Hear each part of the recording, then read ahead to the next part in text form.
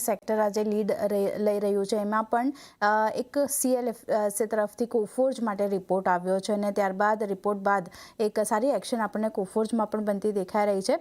આ રિપોર્ટની વિગતો લઈએ. સહયોગી તૃપ્તિ કપૂરે આપણી સાથે જોડાઈ ગયા છે. તૃપ્તિ, ગુડ આફ્ટરનૂન. જણાવો, કોફોર્જ પર CLSAનો શું રિપોર્ટ આવ્યો છે? ગુડ આફ્ટરનૂન આરતી. અગર જો હું કોફોર્જની વાત કરશું તો ખાસ કરીને અગર પહેલાં પરફોર્મન્સ પર નજર લઈએ કહ્યું તો 5 સેશનમાં કાઉન્ટરે લગભગ 8% પોઝિટિવ રિટર્ન્સ આપ્યા છે.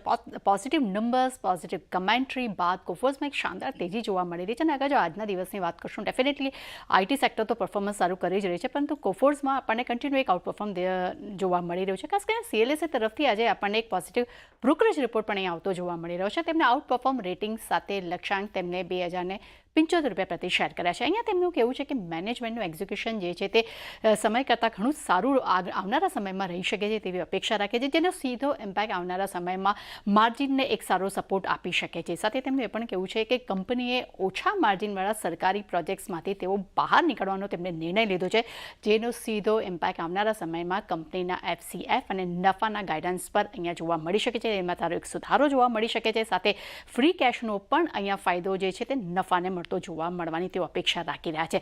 સાથે બ્રોકરેજ હાઉસ મુજબ FY27માં EPS અનુમાન જે છે તે વધારીને 9% અને FY28 માટે અહીંયા 5% કરવામાં આવ્યા છે. એટલે ખાસ કરીને કહી શકાય કે EPS અનુમાન પણ અહીંયા વધારવામાં આવ્યા છે. અને સૌથી વધુ ઇમ્પોર્ટન્ટ ફૂલ અહીંયા જે જોવા મળી રહ્યું છે જે AI વર્ટિકલને લઈને કંપનીને મોટો ફાયદો થવાની પણ તેઓ અપેક્ષા રાખી રહ્યા છે.